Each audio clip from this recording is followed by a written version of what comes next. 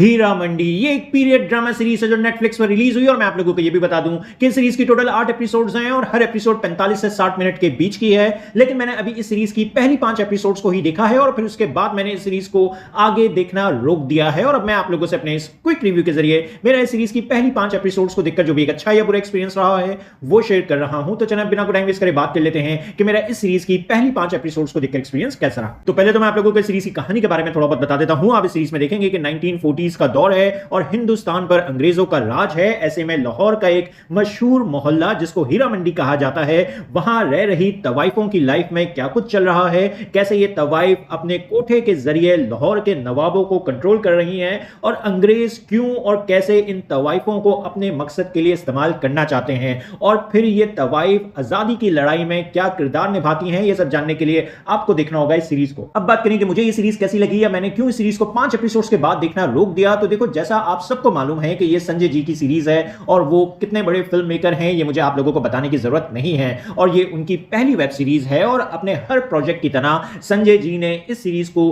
काफी बड़े स्केल पर बनाया है और एक हाई प्रोडक्शन क्वालिटी आपको इस सीरीज की देखने को मिलेगी। विजुअली ये शो स्क्रीन पर दिखने में बहुत खूबसूरत लग रहा होता है, प्लस म्यूजिक भी सीरीज का अच्छा है, लेकिन जो सॉन्ग्स हैं सीरीज में वो ऐसे नहीं है जो आपको याद रहे। बाकी स्टार कास्ट भी सीरीज की बड़ी है और संजय जी ने एक्टर से काम भी ठीक ठाक तरीके से निकलवाया है। ठीक ठाक सी परफॉर्मेंसेस आपको इस सीरीज में एक्टर्स की देखने को मिलेंगी। अभी तक जितना भी शो मैंने देखा है उसमें मुझे किसी एक्टर की कोई आउटस्टैंडिंग परफॉर्मेंस देखने को नहीं मिली, लेकिन जितनी भी जूनियर या सीनियर फीमेल एक्ट्रेस हैं वो सभी स्क्रीन पर दिखने में खूबसूरत लग रही हैं, जो कि देखकर अच्छा लगा। अब प्रॉब्लम्स की बात करें तो संजय जी ने एक खूबसूरत दिखने वाला शो तो जरूर बना दिया है, लेकिन वो इसमें इमोशंस को भर नहीं पाए हैं। ये एक ब्यूटीफुली लुकिंग शो जरूर है, लेकिन इमोशनली एम्प्टी एक्सपीरियंस है। राइटिंग सीरीज की काफी वीक है, एग्जीक्यूशन में भी प्रॉब्लम है। एक तो कहानी और कैरेक्टर्स पूरी तरह से फेल हो गए मेरे इंटरेस्ट को ग्रैब करने में। मैंने 5 एपिसोड्स देख ली हैं, लेकिन सच कहूं सीरीज ने मुझे बीच बीच में काफी बोर किया है और किसी भी कैरेक्टर में मैं इमोशनली इन्वेस्ट नहीं हो पाया अभी तक। कहानी मुझे अननेसेसरी ड्रैग होती हुई फील हो रही है, इसलिए मैंने बोर होकर इस सीरीज को आगे देखना रोक दिया है।